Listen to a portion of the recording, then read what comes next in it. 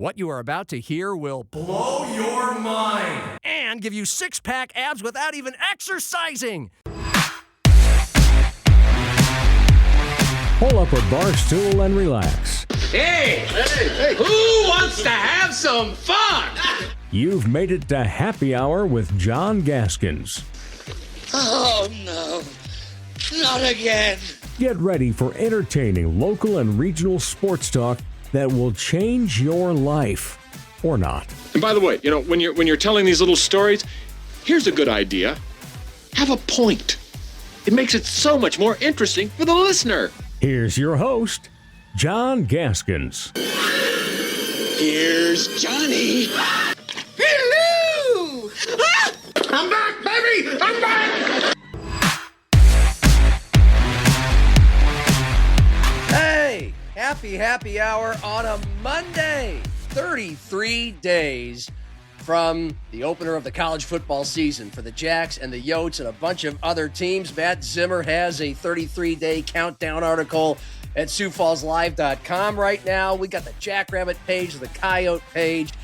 We've been doing plenty, including Missouri Valley Media Days last week on this show and more. We got plenty coming up the pike, including the USD Howling Podcast dudes, Chad Berger and Mark Wentz tomorrow.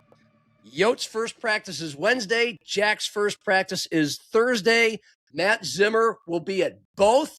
Him and I had a Jackrabbit and Coyote camp preseason preview that you can go back and listen, but most of you have already heard it or watched it at SiouxFallsLive.com from last Thursday.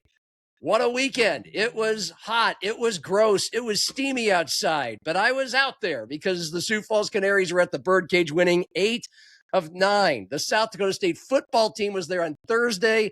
There's fun video of that, including Dan Jackson's first pitch and an offensive lineman's dulcet tones on Sweet Caroline. As you can tell, I've lost my voice a little bit from being out at the Birdcage, being the jackass on the microphone for 9 out of 10 days, 8 of them wins. We have LeBron James not becoming a Minnesota Timberwolf to talk about today. And we have Jordan Barth, speaking of the Canaries, one of the all-time great Canaries players, part of 2 of their best seasons ever. But now he's playing banana ball. He's an exhibitionist. No, not that kind of exhibitionist, but he's playing baseball for show now. Not with the Savannah Bananas, but with the Texas Tailgaters of the Banana Ball League. And I can't wait to hear about that experience from a guy who's got an incredible personality, or else he wouldn't be playing that kind of baseball. So what a career move it was for him. And interesting stories from Jordan Barth coming up. Reminder, watch us at SiouxFallsLive.com with your subscription. This is a TV show. I mean, we're about to show a bunch of highlights from stuff that happened over the weekend, and we'd love you to watch it. Hope you're enjoying a good cocktail this happy hour. I'm laying low right now. I've got a smoothie in my Husker Power mug because I'm really excited about the Huskers' Big Ten Media Days appearance on Thursday. I can't wait to drink the Kool-Aid Matt Rule, who's 2-10 in November and 0-8 against ranked teams at Nebraska. What he's going to serve, Mr. Conman. And a big thanks to our sponsors at St. Cloud State University, as always, for making this show possible. But again, watch us, Sioux Falls Live, because there's plenty of awesome things to watch from over the weekend. Football hasn't started up here yet. Practices start this week. But if you wanted to scratch the itch as a Coyote fan, you had Travis Theis crushing it for the Montreal Alouettes in the Canadian Football League last night. I saw some huge USD fans on Twitter, and they were going nuts. Theis, the all-time Division I career rushing leader at USD, 3,600 plus yards, 40 touchdowns, most carries ever in the Division I era.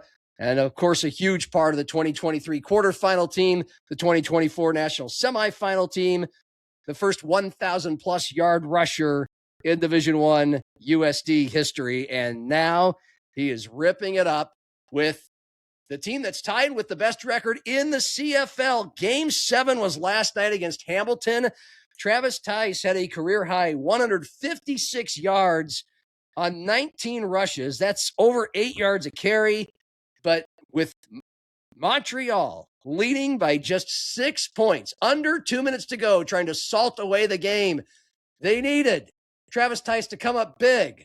Oh, he was bigger than big, baby. Some big carries into the red zone, into the first and goal range, and then this with 26 seconds remaining.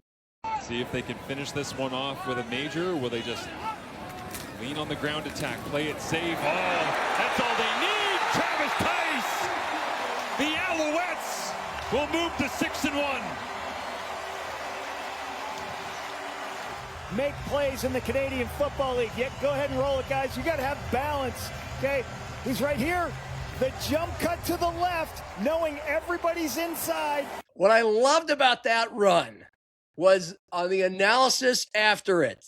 The commentator on this game, TSN in Canada, the first words he used to describe Travis Theis and that touchdown run is, well, you don't have to be fast to be effective. And that's, that's a snapshot of Travis Theis at USD. Not the most talented, but a battering ram, full of muscle, with a very, very powerful brain muscle as well. Knows where to go. You saw it time and again, and that's why USD fans love this guy. Not just because he donned a Coyote uniform, but how he played. And he's playing that way for, again, a team tied with the best record in the CFL at 6-1. And just his star is rising up north. And if that's not enough for you to love Travis Theis, here's 11 seconds of him after the game. Teams across the CFL are learning about Travis Theis's game. I play like an Alouette, man. I'm trying to embody the Alouette way, and that's what I'm trying to do every week. So there you go. At least Coyote fans had some thirst quenched for football in the summer. The Canadian Football League is a real-life option. Travis Theis, by the way, in his season, averaging over 6 yards a carry, 7 games, 6 starts, and his average is 12 rushes, 72 yards a game, but I have a feeling he's going to get more and more carries as he continues to be clutch for Montreal. Another USD grad had a big weekend. In fact, it was his biggest in a few years. Roll the video. Chris Nilson. This is at the U.S. Outdoor Track and Field Championships. Pole vaulter. His 7th national championship in his career, but his first in 3 years. That winning jump, 19 feet 1 inch. Of course, Nilson, the 2020 Olympics silver medalist in Tokyo. He won 3 national titles at USD. In the World Championships, he's won a silver and 2 bronze. But it had been a while since he had been this close to the mountaintop, and he's back. The view is spectacular.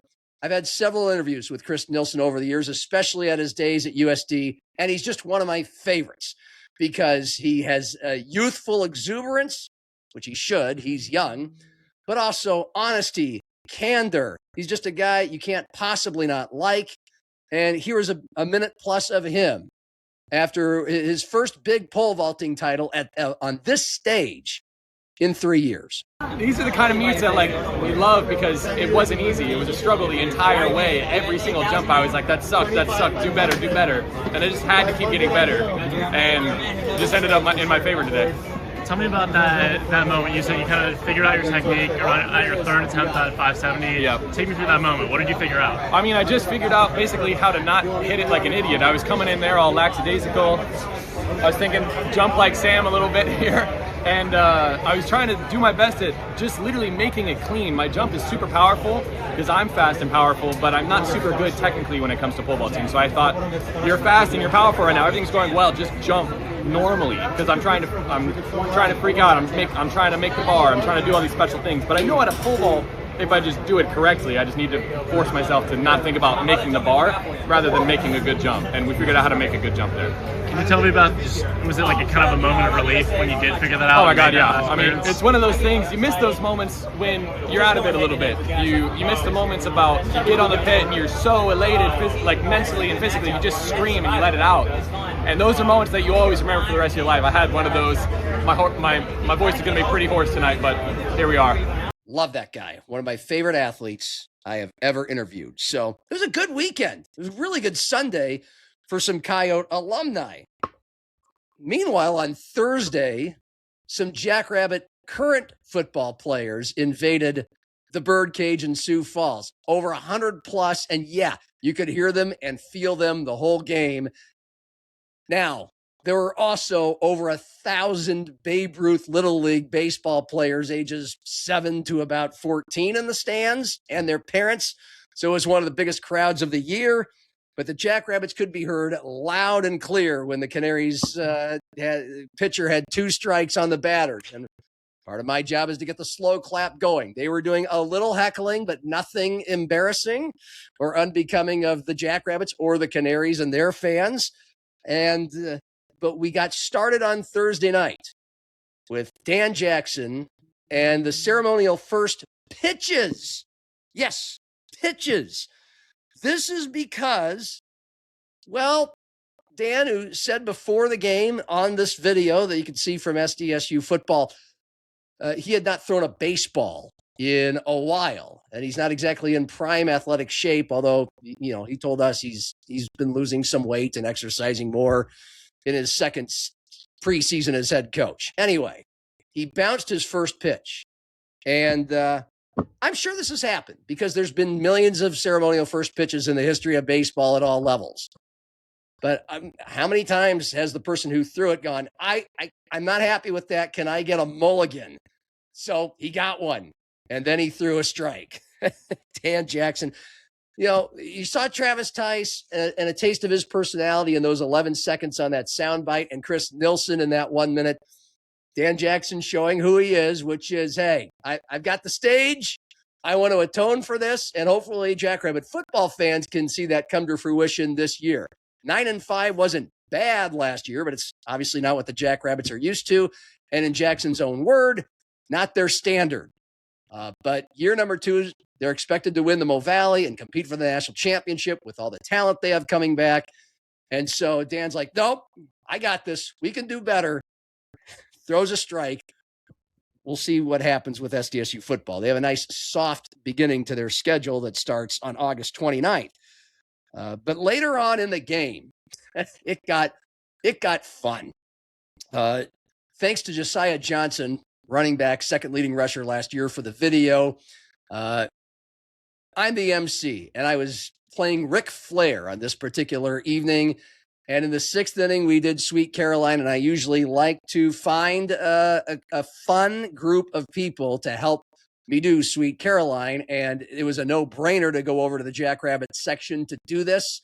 What I was not expecting, not only all these 18 to 23-year-olds who are very familiar with a 60-year-old song, but also really into it, and then within about 5 or 10 seconds of starting the song, a big guy from the pack, clearly an offensive lineman, emerges to do a duet with me, which I was not aware was going to happen. But somehow, some way, the second microphone in our stands got passed off to Kyan Rauch, an offensive lineman who played in 12 games last year, and it was magical. So best Sweet Caroline we've had at the Birdcage this year, and top 5 Sweet Carolines in 7 summers that I've spent out at the Birdcage doing that song on about 3 out of 7 nights a week. So that's a lot of Sweet Carolines. It was a national championship level Sweet Caroline. As I said when it was over, the Jackrabbits, they're 1-0. Stiegelmeier always said we got to go 1-0 today. The Jackrabbits are 1-0 with Sweet Caroline. That was awesome. But meanwhile, that night, that game, plenty of juice in the stands. It was the biggest crowd of the homestand. But it was the Canaries' only loss in those 9 games. The Birds did not exactly give all those fans, all 3,500 of them, a great show. They lost 11-3 to Winnipeg. The other 8 games on this homestand were absolute dynamite. Canaries won 8 of 9.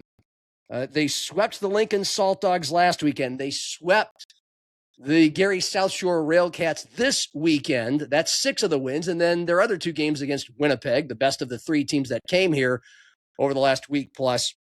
They won 2 out of 3 and won that series. So the Birds, 8-1 since the All-Star break. They're scoring over 6 runs a game overall in the season. They are third in the league out of 12 teams. And on this homestand, the average final score was 7-5. Now, take out the Winnipeg game, they won by an average of 8-4. And none of this is a coincidence because, A, 2 of the 3 teams that the Canaries played were really bad. The Canaries have been hovering around 500 all year. They battered around 2 of the 3 worst teams in the league. They did it in 2 different ways. They were scoring runs in droves against Lincoln. And then it was more about their pitching in wins of 4-1, 6-5, and 6-2 against Winnipeg. But the best part about all this, and a big reason why the Canaries have all of a sudden exploded in games 54 through 62, Josh Raywalt and Jabari Henry are back. They went through a big slump close to the All-Star break, the Canaries did. At one time, both Raywalt, the former University of Sioux Falls slugger, who leads the league in batting average, and Jabari Henry, the all-time hits, home runs, RBI leader in the history of the league, let alone the Canaries. They were both out. With them back in the lineup, well, Jabari hit 4 home runs on this 9-game homestand, and Raywalt hit 5. So that's a blistering pace, and the Canaries are off and running. 3.5 games back of Kansas City in the Western Division. So the Birds are in second place. You need to be top 4 in the division to make the playoffs. They're 5.5 games ahead of 5th placed Sioux City, so they're looking just fine to reach the playoffs for the 4th straight year. They have the 4th best record in the league, and now they hit the road for the next 6 games over the next 7 days. Birds are 15-16 on the road. They'll be at Lake Country in Wisconsin for the first 3, Tuesday through Thursday. That's a good team. That's won 3 games in a row. Is 12 games above 500 and 22-9 at home. So those would be 3 tough games for the Canaries. Then they go to Kane County, the team that beat them in last year's championship series, heartbreaking fashion in the Birdcage. These 3 games, Kane County in the Chicago area, will be against a squad that is currently 30-30, has lost 3 in a row, and is only 11-14 at home. So these will not be easy games, but winnable for a team that is easily the hottest in the American Association right now. And again, before this season started, no team in their league over the last 3 seasons had won more games when you combine regular season and postseason than the Canaries. And a big reason, second half surge. Yeah, I'd say they have that so far. Birds are back at the Birdcage next week for 6 games. Fargo for 3, Milwaukee Milkmen for 3 more. Both of those teams are above 500. Should be great games. So get ready and get ready to have some fun with us. By the way, Raywalt, first in the league, 356 average. He's first in on-base percentage, third in slugging and OPS. Mike Hart, like Jabari Henry, a veteran in his mid-30s, maybe having the best season of his career so far. 6th in the league in average at 329, third in on-base percentage. Top 10 in OPS, and he's hit 8 home runs. Jabari has 7. Raywalt has 12. Those 3 guys, they're not the only 3. Those 3 guys are the heart of the team and a huge part of their 3 playoff runs and being 3 outs from a title last year. And they're back, and they're better than ever. And another major piece of last year's squad, Jordan Barth, joining our show a little bit later in the show. So the Canaries are red hot. They have incredible hitting, very subpar pitching. The same can be said about the Minnesota Twins. Not the first time we've mentioned it on this show. The Twins are doing exactly what they had been doing all year, and yesterday may have been the perfect snapshot of the Minnesota Twins 2026. Some of the highlights from Target Field, an announced crowd of 19,000 plus. There was probably more like 9 on a 99, 105, whatever it was, degree day. The Twins batted around one of the worst teams in all of baseball, the Oakland, Sacramento, whatever the hell, the lousy A's. 7-0 through 4 innings, and they needed all of that and more. Connor Prelip was awesome. First game back from the 15-day disabled list, he gave up just 1 run over 5 2/3 innings, 75 pitches, efficient, 7-0 lead, and then the bullpen blows it. Cole Strands came in, gave up 5 runs, and recorded 1 out. That's not good. But the Twins stayed aggressive on the bases. They ended up getting 3 hits from 3 different guys. Cody Clemens had the first 2 triple game for the Minnesota Twins since 2021 and Luis Arraez. And Minnesota wins 11-8. And so far, since the All-Star break for Minnesota, they've done exactly what they've needed to do or what we thought they should do. It was dicey. They had lost 4 in a row at one point, lost 4 of their first 5 on that road trip to Chicago and Cleveland after the break. But they have picked things back up by winning 4 out of 5. And if you look at the bigger picture, you go to Chicago and lose 2 of 3 to one of the top 5 teams in baseball. Okay, no shame. At least you won 1 game.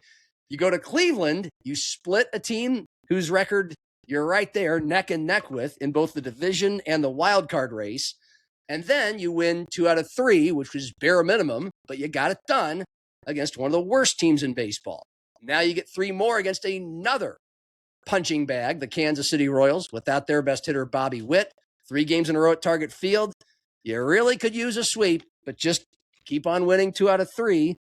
Things are looking good, both for your playoff chances and for the chances that you'll be more of a buyer than a seller at the trade deadline on August 3rd.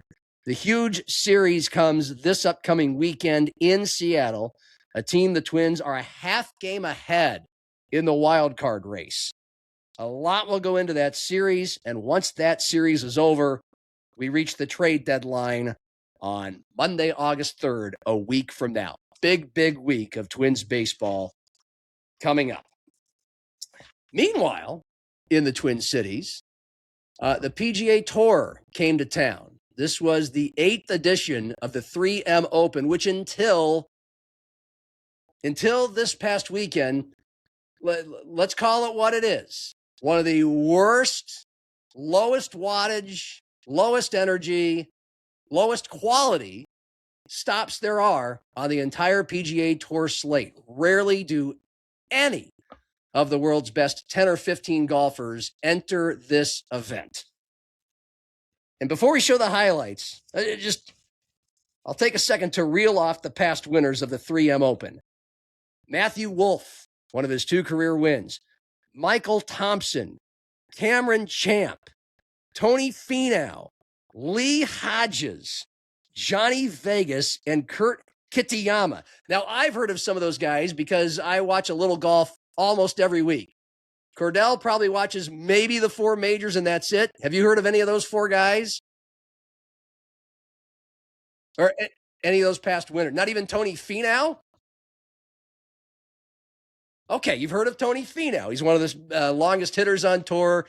Great guy. He's been on the Ryder Cup. He has 9 wins. Other than that, that's just not a who's who, but who the hell is that list of winners.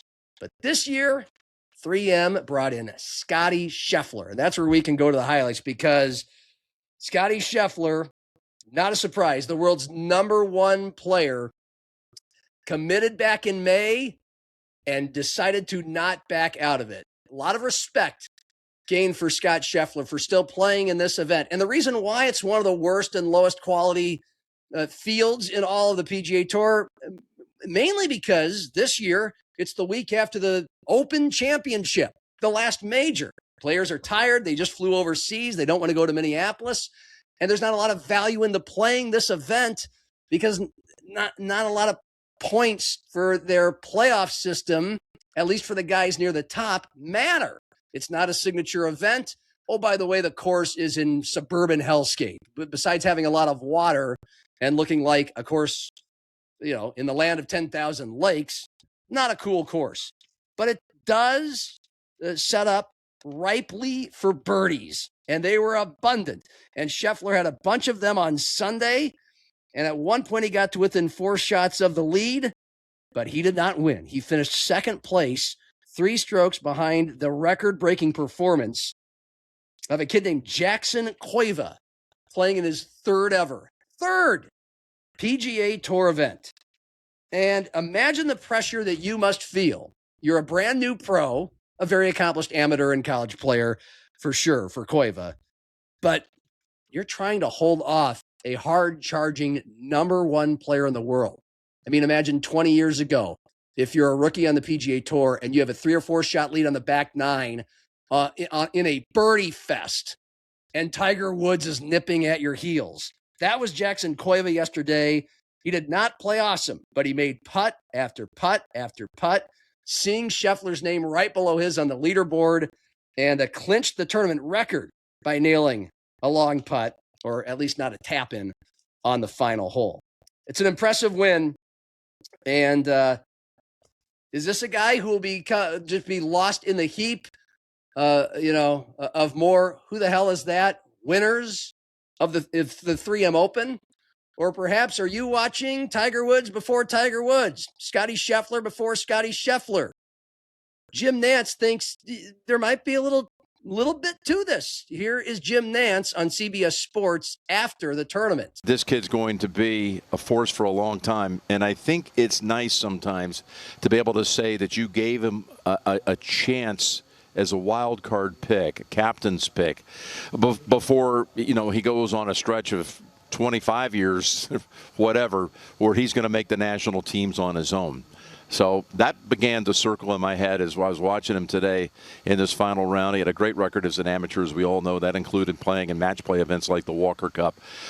Jackson Koiva is going to be on a scene, rubbing elbows with the upper echelon of the sport now for decades. So that's from Jim Nantz, who called the event. And if you're a golf geek like me and you were watching some of that final round yesterday, hey, if Jackson Koiva goes on to win several majors, you can say, I watched him at that boring-ass tournament in Minnesota back in 2026. By the way, it's usually been boring. That was not boring yesterday. It's amazing the difference Scotty Scheffler can make. The only thing, Scotty Scheffler winning that would have been the best possible outcome. But the second best is Scotty Scheffler finishing second and playing, making a Sunday charge, and some young phenom beats him out. That's the best 3M Open ever. Not that the bar was very high.